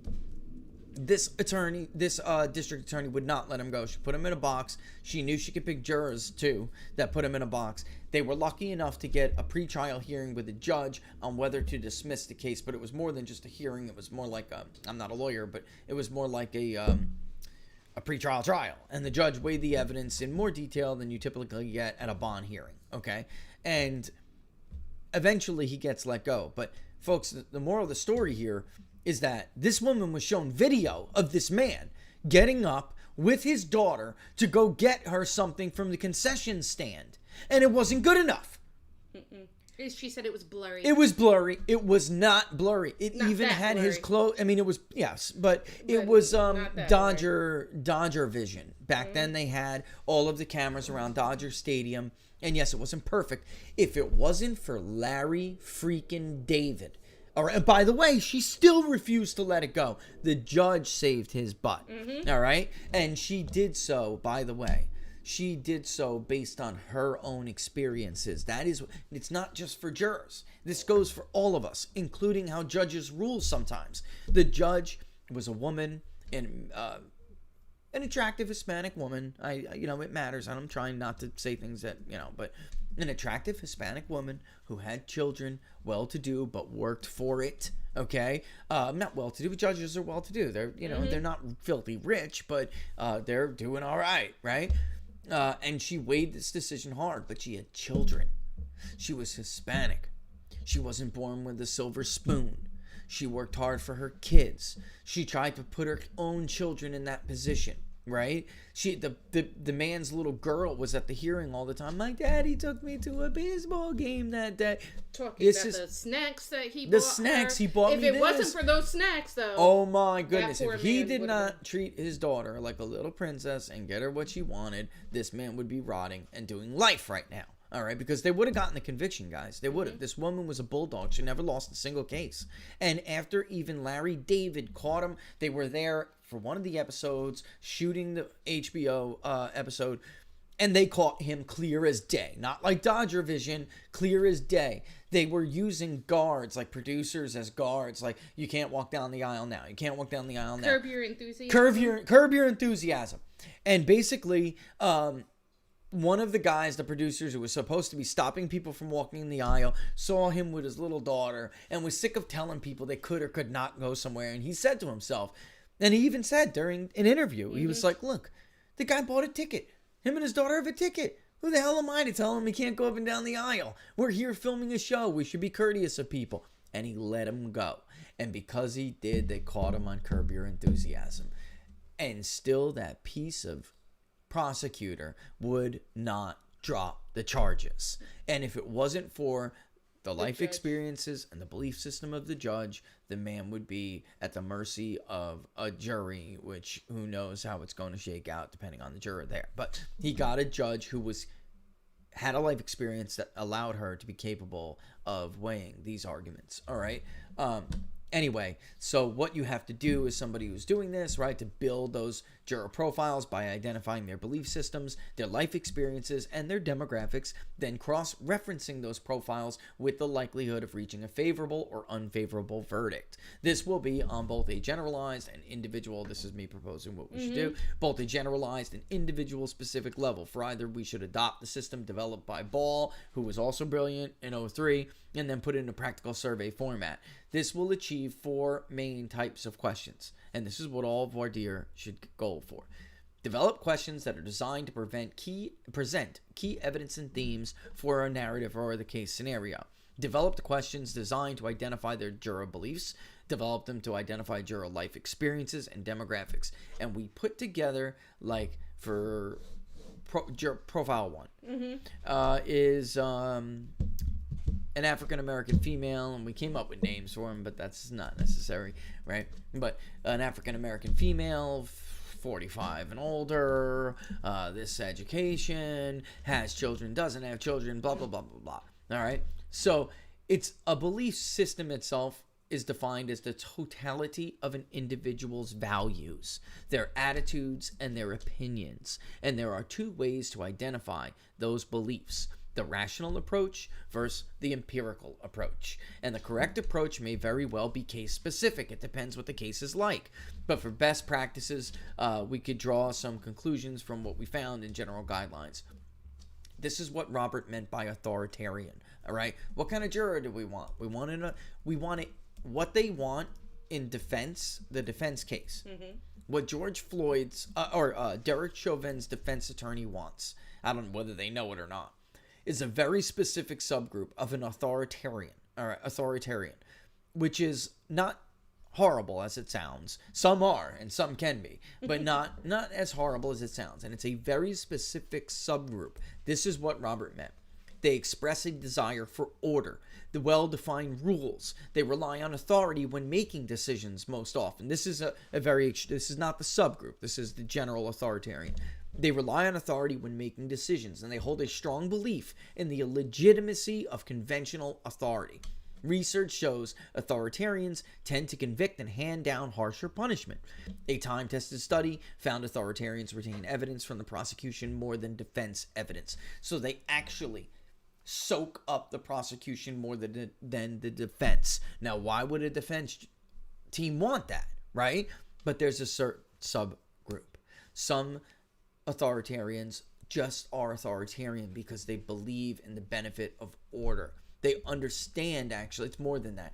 They understand the necessity for order, like I just said. I guess partially I share some of that, right? Yes. If the police officer tells you to get out of the vehicle, get the hell out of the vehicle. If he tells you to keep your hands on the steering wheel, keep your hands on the steering wheel. If he tells you you're under arrest and to put your hands behind your back, you are under arrest and you have to put your hands behind your back. Or you could go the hard way, but you're going. And then you will rely on the justice system to plead your case. And there has to be order. Otherwise, you cannot have a civil society. Period. Now, that doesn't mean I haven't had my own personal life experiences. And that is why I understand police do abuse their authority. And then sometimes there has to be a check on that. Obviously, I do believe that African Americans have a less favorable experience in the inner cities than most people who are not living in those conditions. So I guess Derek Chauvin's attorney, his team wants someone like me. That's really it. But it's a subgroup because there's a broader authoritarian. Yes. That's a Biden voter. Yes. All right. They want order to the point of sacrificing their own. Like, it's bad. It's like an obsession with order. Like, people wanted change in 2016 and elected Donald Trump, but America, were you really ready for the boat to rock like that? And so many people were just like, tell me whatever to believe. I just want it to end. That's a Biden voter. Okay? And by the way, they probably would not be good for Derek Chauvin. Not probably. That is not good. No. They're going to believe everything Keith Ellison tells them. They will overlook that he hid that video. They will overlook the toxicology report. You just heard it. A time-tested study. And we found the same thing. That's why I'm like, what I was doing here was looking to see if others found what I found, or if other cases presented what my findings showed would happen. Authoritarians retain evidence from the prosecution more than the defense. Okay? The most important, and this is how you identify him. Tell me whether you agree or disagree with the following statement. Who, me? No, just this is how you identify an authoritarian. This is some really good questions I get a lot. Well, how do you identify him? How do you identify a belief system? Here we go. You ready? The most important virtues a child should learn are obedience and respect for authority figures and institutions. Do you agree or disagree? And then it's a Likert scale. I strongly agree. I somewhat agree. Right. Or somewhat disagree. All right. Yeah. Or neither disagree. Mm-hmm. Neither agree nor disagree. An insult to someone's honor should always be punished. Right? And people look at this while they're giving these studies. What the hell? Like, so with me, you may see that I have some kind of order tendencies in it, because I'm like, yeah, man, you talked about my mama, you're gonna lose some teeth, you know. Well, not my mom, I don't care about her, but you know. But you insulted my wife, you may lose some teeth. You talk trash, or you hurt my child, or something, but you insulted honor, right? Honor is also a big thing for a lot of people, though. There is no, there it is, and that's why you can start to put people into subcategories, right? There is nothing lower than a person who does not feel great love, gratitude, and respect for their parents. All right? Things like that. Now, there's a lot of others. And if you answer one way, it doesn't automatically stuff you into this category. That's really not how this works. You get points based on your answer to each of these. But very much like Hyde did when he did the moral characteristics traits. Okay? Very much like that. And then there's others that we could go. I mean, I just see it's times testing, but go forever. The locus of controls refers to internal versus external controls. Individuals with external locus of control believe their actions matter little, and what happened in their life is largely the result of someone else's doing, such as fate, luck, serendipity, or oppression. Get it? You're starting to see the... Individuals with internal locus of control believe their personal qualities, such as their intelligence, their perseverance, and so on, determine what's happened in their life. It's the difference between determinism and self-determination, right? So, do you believe like in fate, or do you believe that you create your own destiny? That's a very superficial way of trying to say it, but and people with strong internal locus of controls are more likely to convict, because they believe in being held accountable for their own actions. All right. Research also shows individuals with strong internal locus of control recommend more harsh punishment than individuals with external locus of control. Now, that makes sense. So if you have a strong internal and you believe that you are like your actions are destiny, you did this to yourself, you can succeed or you can't. And this is why I don't fit in. I'm a locus of control. Right? But I have some subcategories. The reason why I'm focusing on those is because that is the Derek Chauvin juror. And they need to find somebody who is an internal locus of control but still respects authority. And that's it in a nutshell. And what you're seeing, to find, what you're seeing right now in these jury selection processes is you have weaker kind of internal locus who know that you're responsible for your own actions, that George Floyd could have put himself in this position, but they don't want to say it out loud. And that's how cancel culture makes everything very convoluted, man. Really muddies up the water, because people are not going to stop being who they are. They're just going to stop being comfortable telling you who they are. You understand what I mean?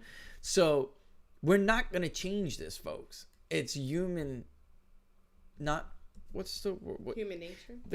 It's not is it personality? What was the color thing?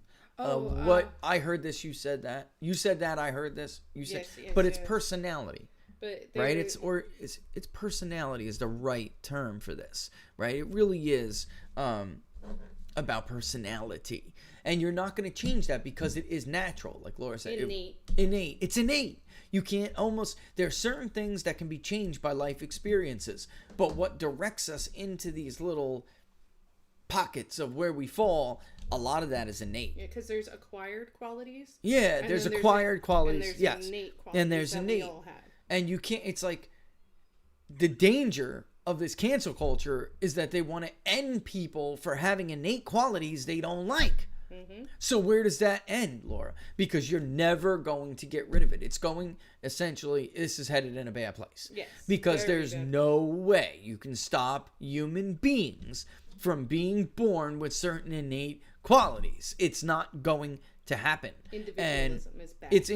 Individualism is it's like never good. We have 1/4 of these profiles are innately individualistic. Another 2 of them are susceptible to it. Only 1 is a hive mind walker, a sheep walker, like a herd person, which is the hive. So in truth, individualism has like an advantage, at least naturally, but that doesn't mean it's like we're like the only society who has made it a good quality to have. Most others feel that if you look back in history, most did go with a hive because it's easier. And that goes to M. Scott Peck. Yeah, well, it's not easier in the end. It just seems to be easier, which is M. Scott Peck, the road less traveled. Yeah. We always take the easy way, or at least not we all, but most of us. Well, that's why would rather take the easy way. What have I been beating into our kids? Listen, the hard way is the easy way. In the long yes, run. Yes. I beat that. I mean, they get so annoyed of me saying it. Especially our older son. I'm like, you do it the hard way now, so you can have the easy life in the end. Yep. And so it's really true though, because anything that has easily happened to you in your life, think about it. Yep. Anything that came easy came with a lot of consequences. And that tends to suggest that you're never going to eradicate people who can come to that decision, that conclusion. Mm-hmm. Maybe a lot of us make those mistakes in the beginning, but many of us end up at the end of that road where we're like, you know what, we should have done it like this before. That's an individual. That's a person who's very internal locus of control.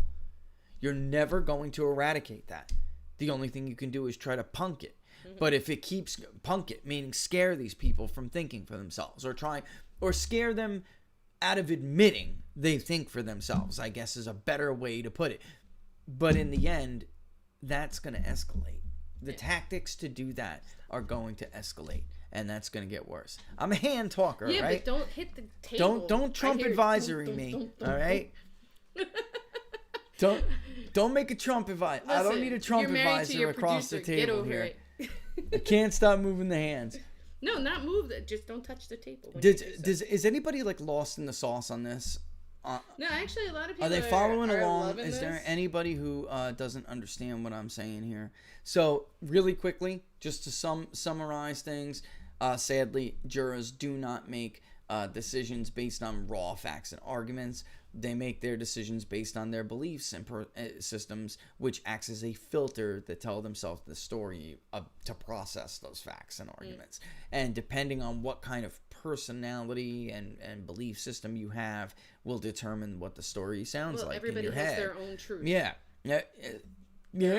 kinda, yeah. Because there's your truth, my truth, and then what really happened. Yeah, and the jurors for the defense in the George Floyd trial, they're looking for somebody who has a strong internal locus of control, but a deference to authority. They are a subgroup of authoritarian, but not authoritarians. All right, a subgroup. It's just like I'm a red in that color thing, but I do have blue tendencies. And Laura's a blue, but she has red tendencies. But that doesn't make her a red.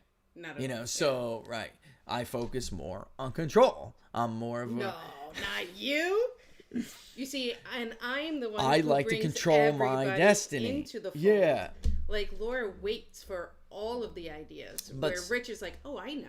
We do this way, exactly this way. I like to control my own destiny, and it has sometimes an effect that others can perceive to be mean or controlling. I'm just very blunt, and I like suffer no fools. You know, like I don't want to wait for you to understand the situation. To come to your idea. Come to my, especially in times of crisis. And Laura is more of the, let's gather all of the, which facts. I'm not, you know, well, I just that's want to why say. You hold off and you let me But do it's my good thing. that I have a blue tendency because it does mean I understand. I know I got to make a decision quickly and decisively, but I do want to wait for, like, I'm all right with that. Mm-hmm. There can be extreme versions of red. I will not mention them, but I have some in my family.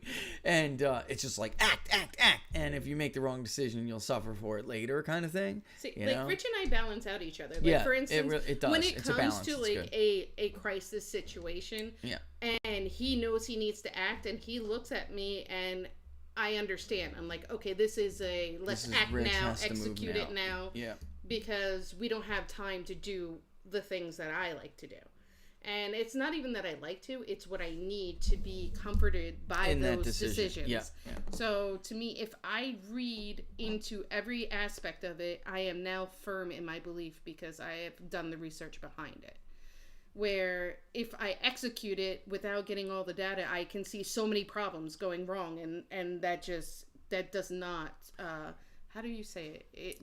It's like anxiety. Yeah, it causes discomfort. Yes. Yeah. And I'm a cynic, so I always can see. So always looking for things.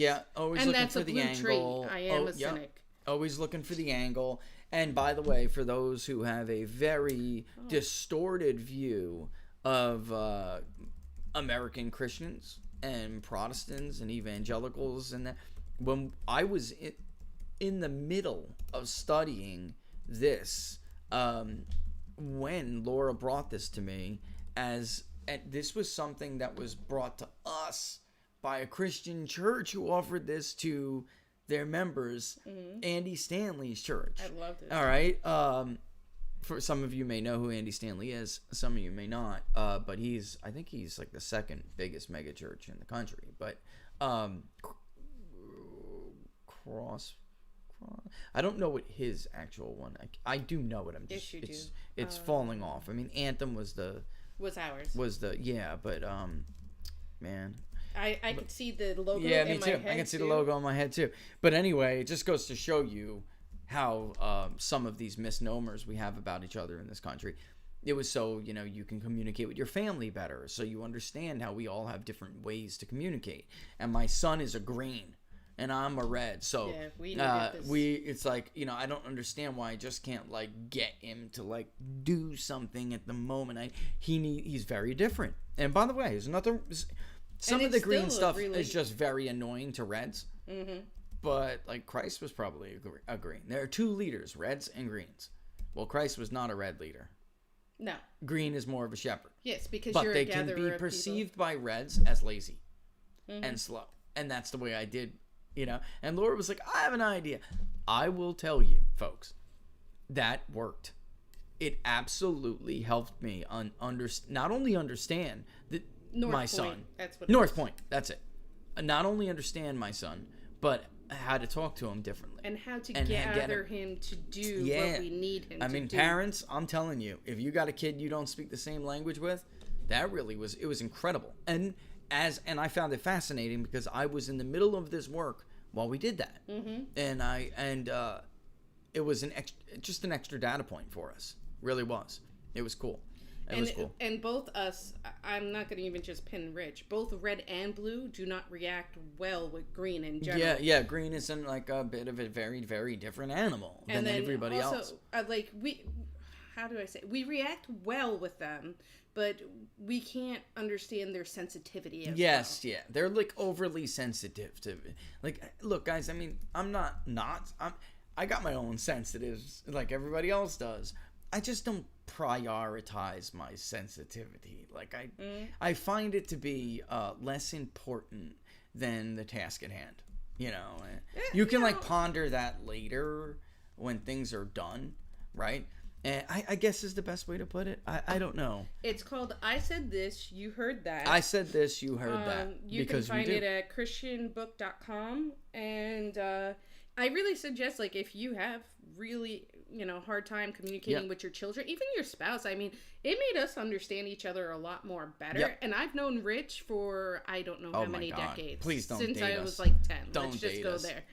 All right, and don't date us, but don't do it. Nonetheless, it's a great way to communicate with other people, especially even a workforce. Like when I was that's in what the some people were there area, some people were there to do because of management. Mm-hmm. They were like, look, I just can't get this employee to do what I said. I don't understand. Because like maybe the manager was a red and the employee was a green, and the employee would like think he's like harassing him or something or picking on him, just being hard on him, but he couldn't get him to follow directions correct. It's incredible. And by the way, it's not some like pseudoscience like Christian stuff. She's a psychiatrist. Yes. This woman. So I found her to be a very smart woman. Very smart woman. Anyway, interesting stuff. It's 1 o'clock. But that's what also ties it all in together. Yep, ties it all in. So while we go through these court cases publicly, right, and they can lead to violence and rioting, and it's much more complicated than we discuss, unfortunately, on the media. The conversations are too superficial, and you have to understand there are other things boiling under the surface there. So it's not as simple as anybody on either side wants to pretend it to be. It's just not. And people filter these events differently. All right? And we should know that as a society. Which is, by the way, my conclusion at the end of all of this, all of the research I did, is that we as a society should know this stuff about each other. There would be a lot less violence. There would be a lot less division. This should be known to everybody. I mean, kids should understand this stuff in school. This should be a social skill. You don't have to learn everything about everybody, but you should know.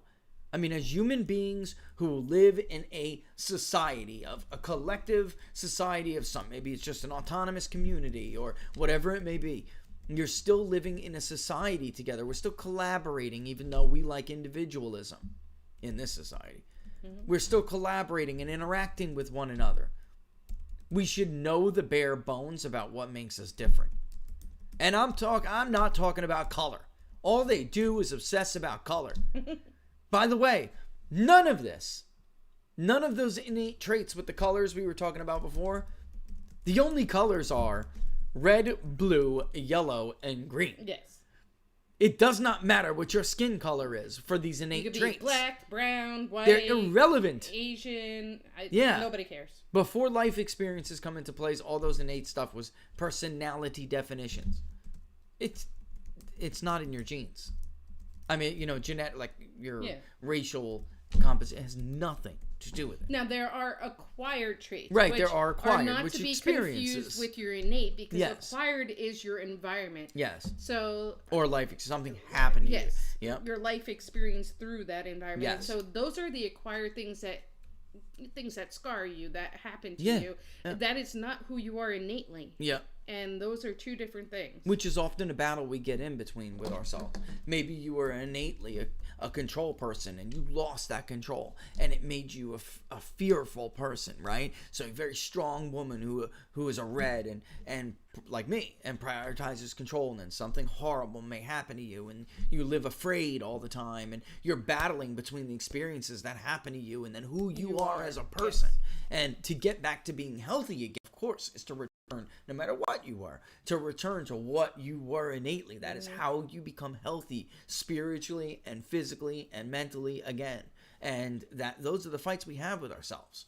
And I'm just saying, at the bare minimum, Laura, we should know the bare minimum about each yourself. Other. And and then you need to know yourself before you know can yourself. Love somebody That's else. So properly. True. Forget about how we cooperate with each other and exist and and coexist. If you don't know yourself, and that's how where could you understand groupthink is anybody dangerous else? because they don't know themselves. No, they want everybody to be the same. Yeah. That's not how this works, which is why there will always be those internal contradictions. There will always be within the little collective hive internal contradictions and little warring factions pretending to all think alike, but they don't really think alike, right? Like Kamala Harris doesn't really like Michelle Obama, and Michelle Obama doesn't really like Kamala Harris, and Bernie Sanders doesn't really agree with Joe Biden. And now that the hive has not focused on Trump hating Donald Trump, you will see those internal contradictions, and in fact we are already. Yes. But that's fantastic. Great start to the show. Yeah, start to this. I would, like I said, we should know the bare minimum about each other. With that, we're gonna peel out of here. All right. Do not forget, folks, to subscribe to the YouTube channel. Hit that notification bell. Like the video if you like the video. Dislike the video if you dislike the video. It's a free country still for the time being.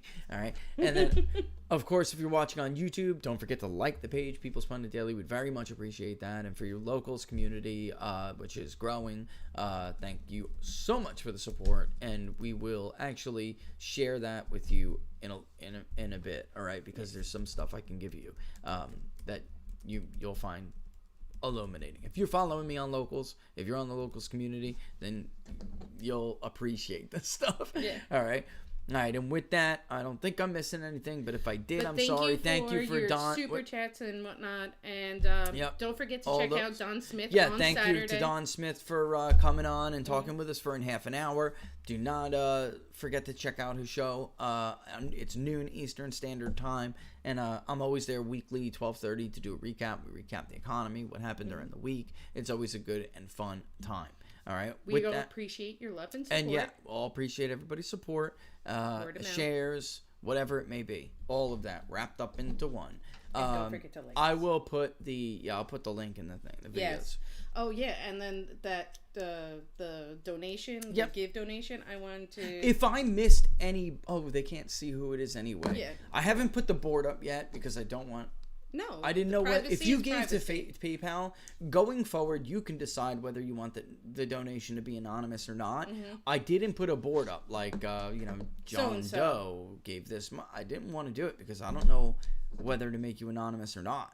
And Christine, I appreciate your email because you did some research for us, and that was much appreciated. So we went with the give option. And we went with that option. The give is what we went with. And Venmo just got lumped in. Everybody who gave to Venmo just got lumped in with Venmo community. Unfortunately, it required me putting in an email for adding manual donations. It required putting in an email, and Venmo doesn't export your emails. So PayPal was very easy. I just looked at the transaction list and added you guys one at a time. Marked you as paid, and that was it. Moved on. So if you gave to Venmo, you're under that like Venmo community or something. It says Venmo People's Pundit Community or something like that. And I did save your questions too for. Yeah, we'll answer on Friday. We'll answer all your questions. All right. Again, thank you guys. We will see you on Friday, 11 a.m. Eastern Standard Time. All the best. Freewheeling Friday. What? Freewheeling Friday.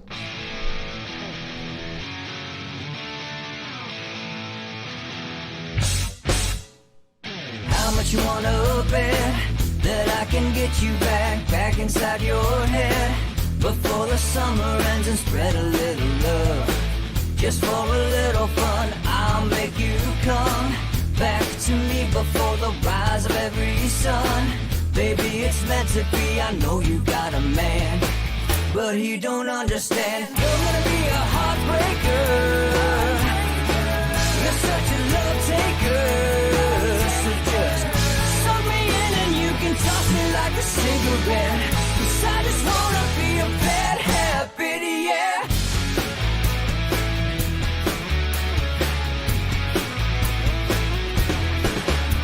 There's rhythm in our love, it's impressive, excessive. You can't make this stuff up. My chest beats, it's restless, wakes the neighbors up above. Yeah, baby, come and show me love. Baby, come and show me love. Because you're gonna be a heartbreaker. You're such a love taker. So just